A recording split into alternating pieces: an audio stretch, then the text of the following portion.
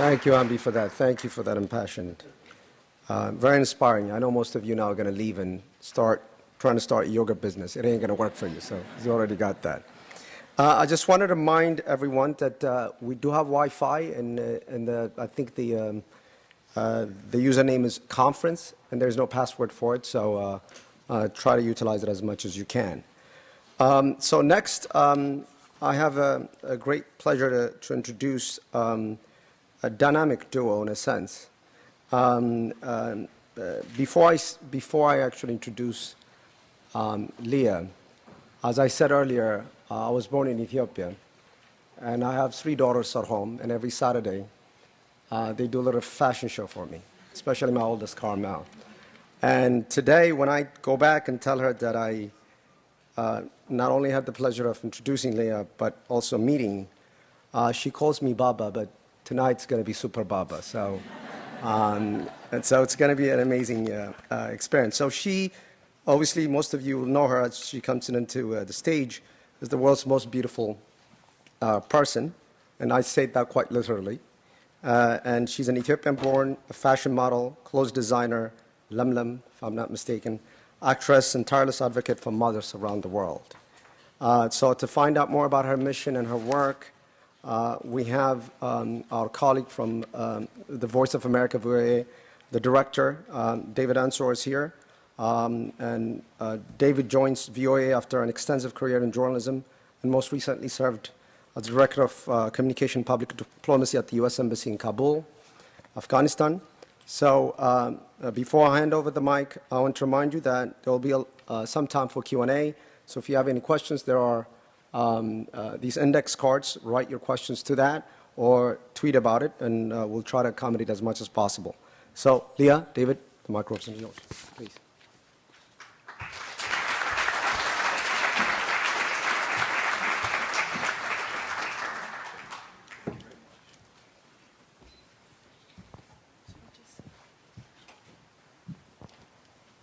Hello. Nice to be here. Nice to be here with Liya Kebede, especially. As was said, I'm the director of the Voice of America, and I feel especially at home here because the Voice of America is a diaspora organization. We have 45 language services, including Amharic. And it's a little bit like the United Nations in the hallways of the Voice of America. So I'm very, very pleased to be here with this distinguished group of Americans today.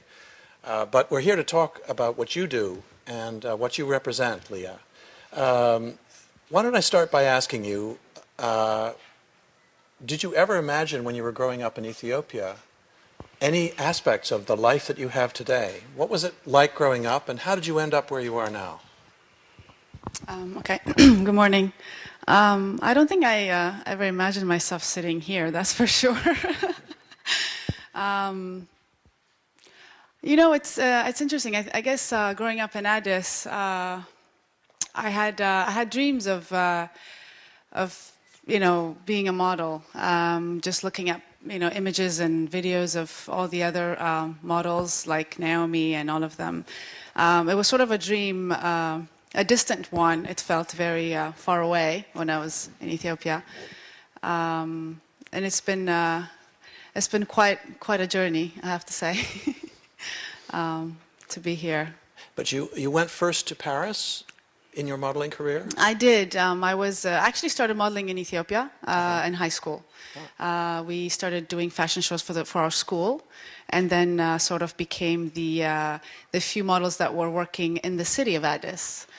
So we sort of started a small little modeling group, I guess. And from there, I had the opportunity to go to Paris to try out this dream of mine. And I stayed there for a few months, found it quite challenging and sort of very realistic all of a sudden and difficult. I was away, I was a young girl without my parents. How old were you when you went to Paris?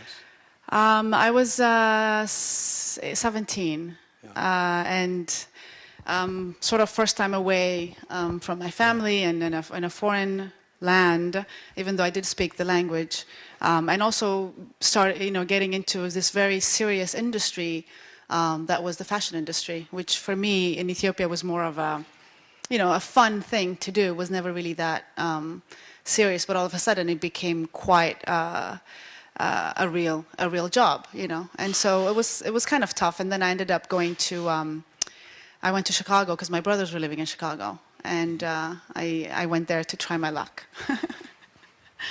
Well, you had some. I had some. You've been on the cover of practically every Vogue magazine that I'm aware of. I saw you in The Good Shepherd, I think, a small role, right? Yes. And you've done some other acting. Yes, yes. But you've also started a foundation dedicated to the importance of maternal and child health. Tell us about the foundation.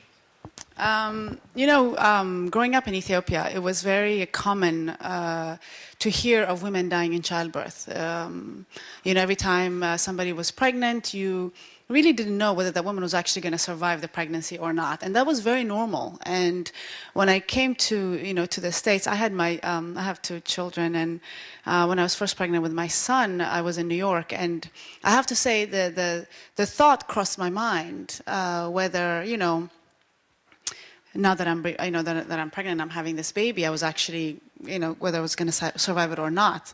The only difference was, and I later learned, was that actually women don't die of childbirth anymore in a place where they have access to safe delivery services and doctors and hospitals and clinics, which of course they didn't in Ethiopia and most of sub-Saharan Africa. And that's sort of what the shift was. And when the WHO asked me to become a Goodwill ambassador to raise awareness of this issue, and told me that even though every minute there's one woman who dies from pregnancy and childbirth complications in the world, almost all of those women, their death could be prevented if we could give them access to safe, basic medical care. And so I became a spokesperson. At the same time, also started the foundation to help others be a part of it and encourage others to have a way to get involved in this cause. Well, because as a WHO ambassador, I guess people were coming to you and saying, "How can I help?" Exactly. That's and exactly it. You needed an answer. Yes, exactly. So the answer is the foundation. Yes. And how does the foundation work? We do a lot of awareness raising, but at the same time, we've also been involved in projects, for example, in Awassa, this region in Ethiopia, where we've partnered with many different organizations to establish a maternity center, equip it, train doctors, and employ staff, skilled staff. So that the community around there can have access to safe deliveries, and the mothers and the children as well. We've done that for the last 2 years now, and it's been, even though it's a very small center, it's been incredible, and they've had great healthy babies being born, and all the mothers are safe, and none of them are dying from childbirth because of the access. Because the problem is, first of all, you have to have access to a clinic with doctors who are capable of doing a C-section if they have to. But also, it's the road. It's how far you live from the center. It's is there an ambulance or not, or how do you get the women there? And it's women knowing that they have to go to clinics when they're pregnant and not just when they're delivering and there's a problem, which mostly is the case. So it's a lot of that as well that has to go into changing maternal health. And the issue of fistula, you've also put some attention to. Such an important issue in some parts of the world. I was just talking to your husband, who was talking about his involvement in the effort there. Tell people what that is and what are you doing on that? Well, fistula is basically, again, it's really the same principle. It's what happens to women who don't have access to safe deliveries, because when a girl is pregnant and she's ready to deliver, and she has, if the baby, for example, is too big and she cannot deliver at home, and she doesn't have access to a C-section, which would save the problem altogether, because of the labor that's going to end up being many long hours. Obviously, because she can't deliver naturally, but there's no other way for her to do it. The baby will die, and because of all the pressure that happens, there's a tear that happens in the woman's body, and she becomes incontinent. And unfortunately, when that happens, first of all, she's lost her child. Most of the time, she's a young girl. And she becomes ostracized, and it becomes really difficult for her to go back to her own life. Yeah. So she lives sort of, aside from the community. She smells, obviously, and everything. So it's a very, very, very sad situation. But thanks to the Fistula Hospital, which is in Addis, and now they've actually the foundation, which they're incredible at what they do. My husband is actually the chairman of the foundation. They have expanded in many places, like I think also Somalia and everything. And they can, with one surgery, actually fix this young girl, and she can go back to being pregnant again and have safe baby and all of that. For the women who are aware that this service is available to them, because some women will live like that for 30, 40 years and never really live life. And it's a very sad, sad situation. Of course, if they had, access to a clinic from the beginning, this wouldn't happen. So we help them as well. That's wonderful.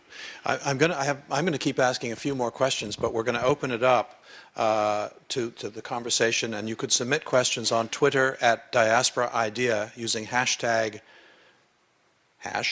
#2013GDF in just a bit when we get going to a wider conversation. But let me ask you about Lem Lem. This is your line of clothing. Yes. And it's Ethiopian materials you use, or tell us all about that. Well, Lemlem actually started from a trip back home. I was back in Ethiopia actually with my husband, and the mayor at the time wanted everybody actually wanted me to get involved in sort of in any shape or form, in Ethiopia. And one of the things that they were pushing me was to help with the weavers. Traditional Ethiopian garments have always been hand-woven by weavers, and that's what we wear on occasions and all those kind of things. But and the skill of weaving goes from father to son. And so we have all these incredible weavers who were there who really never did not have a market for their goods anymore, because everybody wears T-shirts and jeans now, Yeah. So they just don't have a place to sell their goods. So the art of weaving is dying, and they were not being employed. And so me being from fashion, they thought, well, there's something you have to do about this. And I really didn't really know what, but I decided, okay, well, I'll just start a line and see how this goes. It really started like that. And I started with a children's line, because of my daughter and my kids, and I thought it would be really lovely to bring that over to to America and to the West, and have all these kids wearing Ethiopian-made clothes. But then it quickly evolved into a women's line, and as things do. Yes, clothing does. As clothing does. And it's been really, really incredible to work with the weavers, really, because it's 100% made there, which is really wonderful, hand-woven, and it's cotton from Ethiopia. And it's been an incredible discovery, even for all of us, to learn to work with them, for them to learn to work with us, with our demands and their way of doing things, and sort of a compromise, and it's incredible to see how proud they are of their work now. And as much as we push them very hard, they have, they're so. It's so funny, every time I go to visit them, they look at me and they say, oh, yeah, give us more. We want to do your stuff, because you push us, and it's really, really incredible to see them blossom and really enjoy what they're doing, and be able to be, to work and to send their children and to school, and have be independent, doing what they actually know how to do very well and love how to do. So it's been wonderful. It's been wonderful. I know there are business people in the room who are going to want to know, what scale of business is this, and how widely distributed are the clothing goods?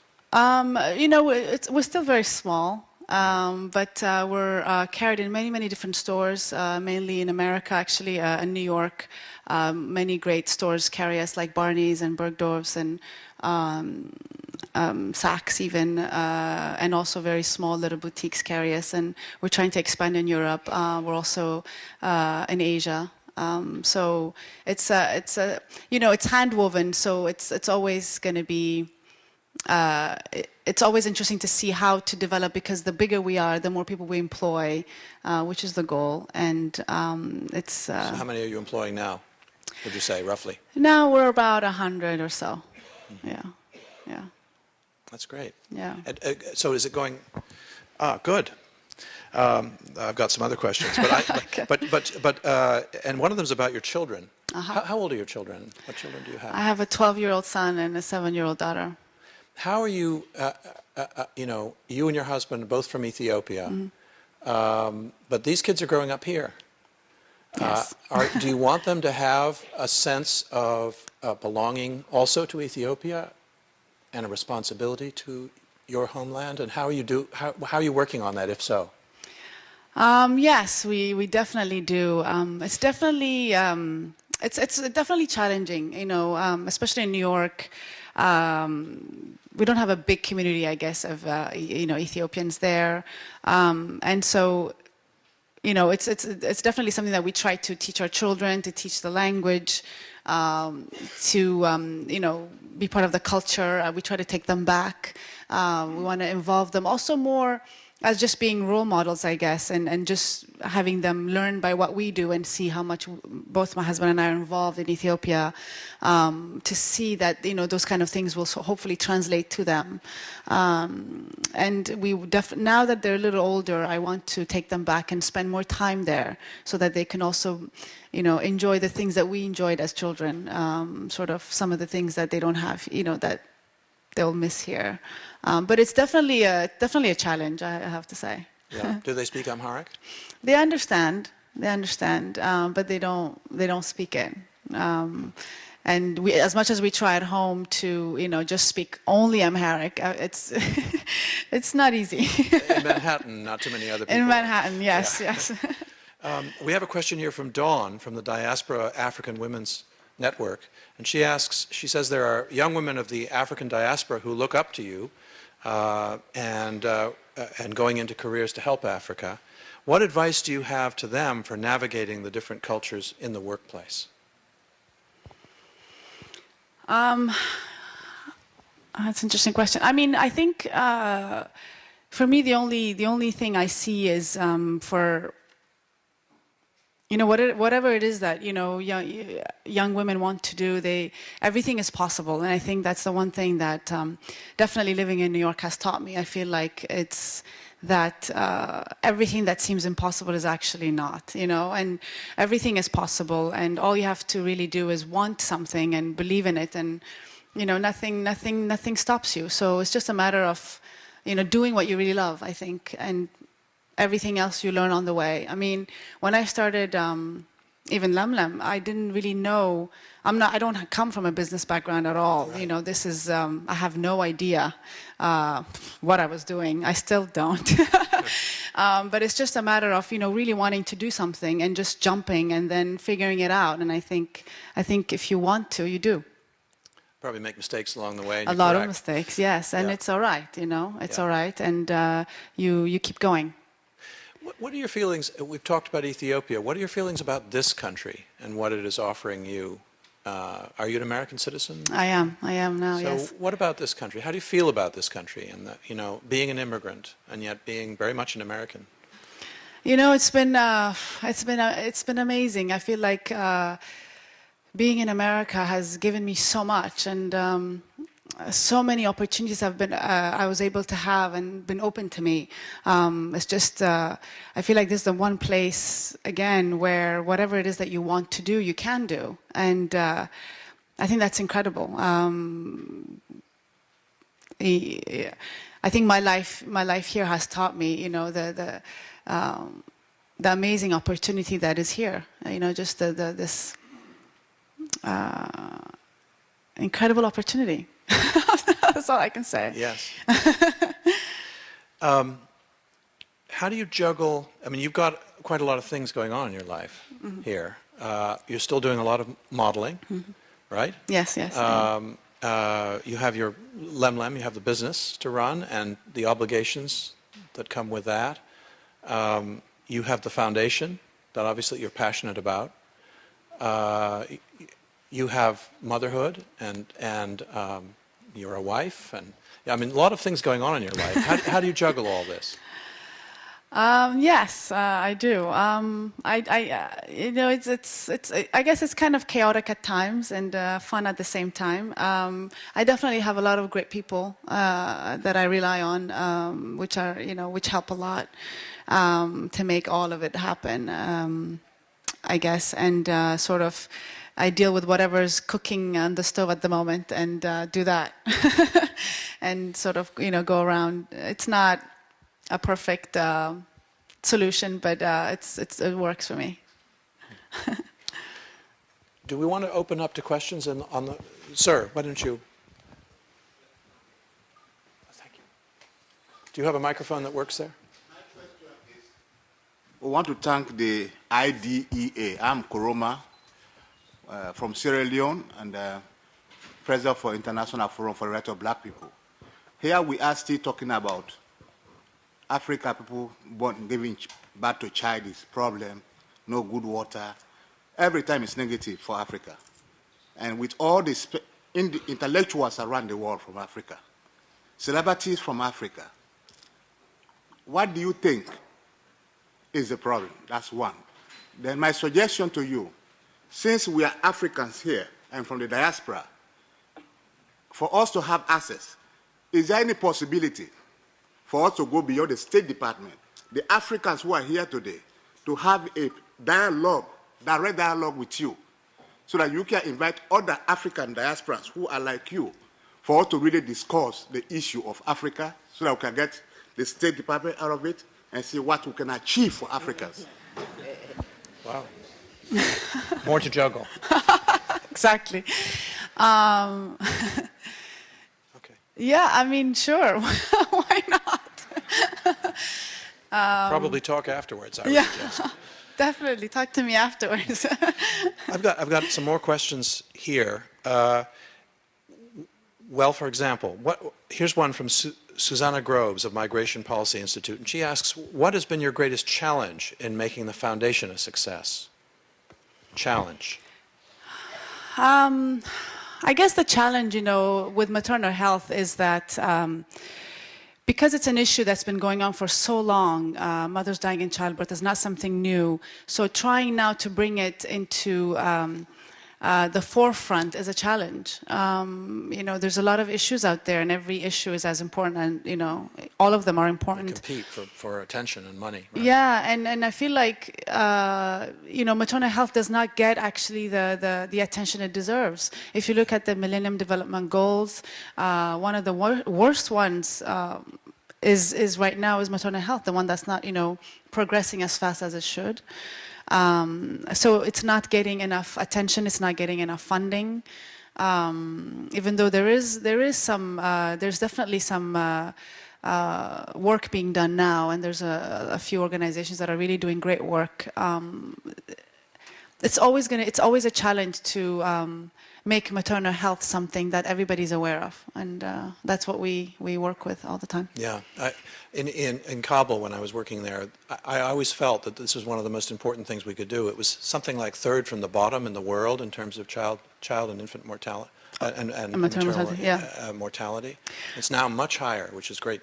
Yeah, I mean, you know, what you have to realize also is that when we're losing a mother, you know, we're also leaving children without mothers, you know, so it destroys the whole fabric of the family, you know, and the kids don't end up not going to school, they don't get, you know, they have to work and all of that stuff, so it really destroys the whole family. And so in a way, investing in this is, you know, you're not just investing in mothers, but you're investing in the whole family, and I think it's really important to, you know, Here's a question. What advice would you give to young girls in Ethiopia and around the world, for that matter, as they start thinking about their futures?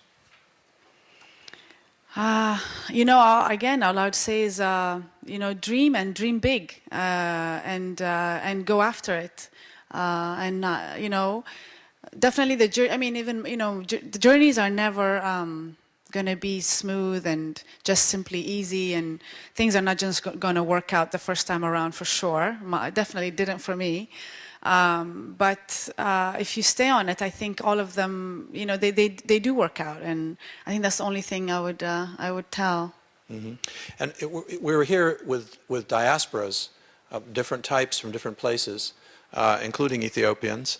How have you used your diaspora network to promote your focus on women's health? That's another question that I was passed. Good one. Yeah. Has the Ethiopian diaspora been able to help you on this health issue? You know, actually, I have our maternity center. We've worked with this group called INHAPA, which is the Ethiopian North America Health Professionals, which is the Ethiopian diaspora, who are doctors who are sort of in a sort of a group led by Dr. Ingeda Asfaw from Detroit, and he's the one who actually got us together to make this maternity center happen. Mm-hmm. And so it's it's really wonderful to be able to work with the Ethiopian diaspora to do more. I feel like maybe one of the things that I would say, since we are in the Diaspora Forum, is for each and every one of us, we all have being here, we all have an opportunity and a chance to do something, even if it's little, even if it's for one person, even if it's, and I feel like we should all engage in finding a way to go back and do something. I think that's the only way that things will change for the better, is when we all get involved in making that change happen. We're here sitting in the State Department, the center of American foreign policy. I wonder, do you want certain kinds of emphases on the part of American foreign policy because you come from a poor country, a country that has that needs a lot of help in various ways?